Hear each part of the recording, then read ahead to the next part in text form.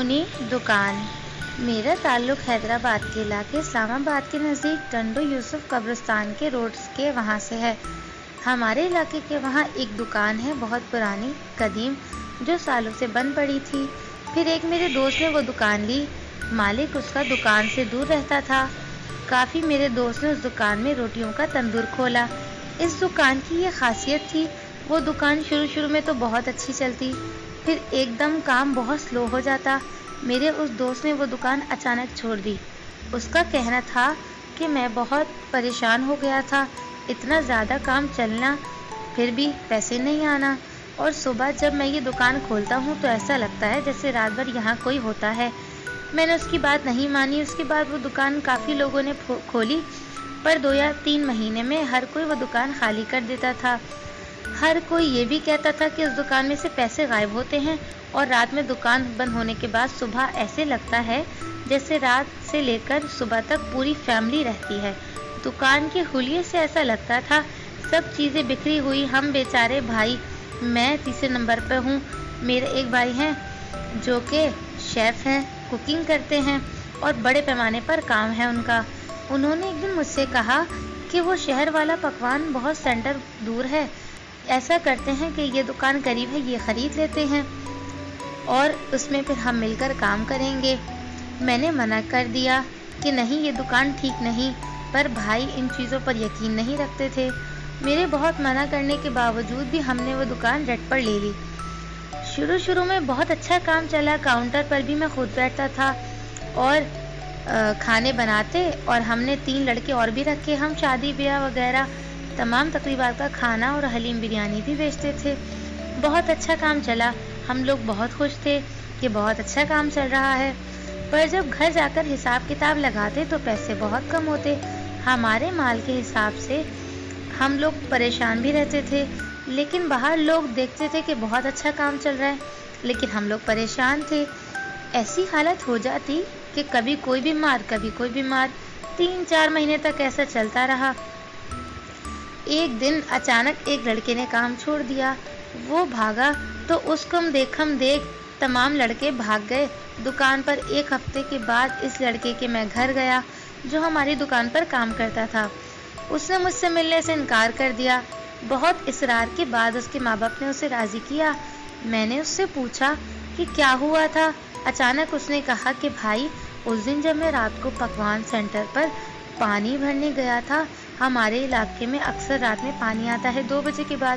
اس نے بتایا میں پانی بھرنے گیا تو ساری دکانیں بند تھیں، پر میرے ہاتھ میں ایک موبائل تھا۔ میں نے پکوان سینٹر کھولا اور آدھا شٹر گرایا، پانی کی مشین کھولی اور ہینڈ فری لگائی اور لیٹ گیا۔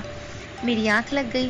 اچانک میری آنکھ کھلی تو میں نے دیکھا ایک لمبا سا آدمی، خوفناک شکل، اور 2 چھوٹے بچے، وہ بہت خوفناک تھے، اور ایک عورت نما چڑیل چاروں طرف کھڑے ہو گئے اور میرا گلا پکڑ لیا۔ اس جنات جیسے آدمی نے مجھے بہت چیخا چلایا، پر میرے حلق سے آواز نہیں نکلی، اور اس نے مجھے کہا اگر اپنی نسلیں بچانا چاہتے ہو تو یہاں سے چلے جاؤ، اور یہ بات اپنے مالک سے بھی بول دینا۔ انہوں نے بہت برا مارا اور کہا اس دکان سے میرا خون ہے، یہ میری دکان ہے۔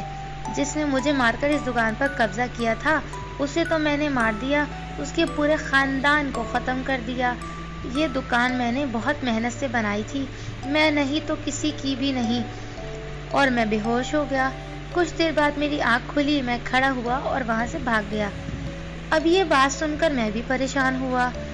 میں نے جا کے بھائی کو ساری بات بتائی کہ اتنا پیسہ لگایا ہے، دکان بھری ہے، ہم کیسے چھوڑ سکتے ہیں، کیوں نہ اس کا علاج کرائیں۔ پھر بھائی کے دوست نے ایک بابا کو ڈھونڈا اور انہوں نے وہاں کہا کہ رات کے 2 بج گئے، دکان میں وہ بابا اور اچانک ایک جنات جیسی شکل، خوفناک 2 خوفناک شکل کے بچے اور ایک چڑیل حاضر ہو گئے۔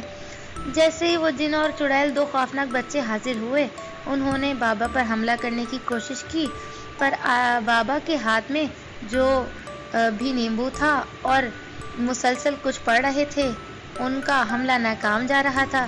یہ سارا منظر آنکھوں سے دیکھ رہا تھا میں، میرے تو جیسے رونگٹے ہی کھڑے ہو گئے۔ ایسا لگ رہا تھا میرے پاس زبان نہیں ہے، اور بابا نے پتہ نہیں مجھے کیا پڑھا، میں بالکل سن ہو گیا۔ بابا نے اس سے چپ چاپ کہا کہ یہاں سے چلے جاؤ، और चुपचाप चले जाओ।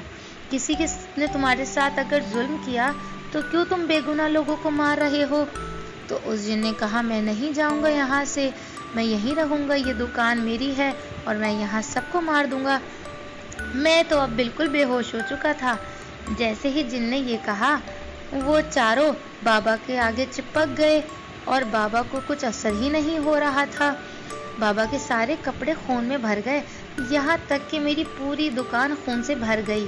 बाबा ने जो उनके हाथ में नींबू था वो काटा और उनके हाथ में एक छोटी बोतल थी, उसमें नींबू डालकर उन पर पढ़ना शुरू किया और कुछ डालना शुरू किया। इस पर पानी गिरते ही वो चारों जमीन पर बैठ गए। उठने की बहुत कोशिश की पर उठ नहीं पा रहे थे। बाबा ने एक कांच की बोतल निकाली और बैग से एक तावीज़ और एक छोटी बुक जिस पर कुछ लिखा हुआ था। बाबा वो जोर जोर से पढ़ने लगे और वो कांच की बोतल नीचे रख दी और जोर जोर से पढ़ते रहे। अचानक उस बोतल में खुद ब खुद खून जमा होना शुरू हो गया। वो बोतल फुल हो गई। फिर बाबा ने उसे बंद किया और मुझे होश में लाकर वहाँ से चले गए। 3-4 दिन बाद जब हमने उस दुकान की सफाई की तो दुकान का एक कोना था जो बहुत पुराना था, उसमें एक बड़ा सुराख था। मैंने उसे खोदा तो उसमें बहुत सारे पैसे थे। फिर मुझे याद आया, जो कि आपको मैंने पिछली पोस्ट में बताया था कि वहाँ से पैसे गायब होते थे। मैंने वो सारे पैसे निकालकर बाबा से पूछकर उसे किसी वेलफेयर में दे दिए। आज शुक्र है कि मेरी दुकान अच्छी चल रही है और अब सब कुछ अच्छा चल रहा है और सब सही भी है।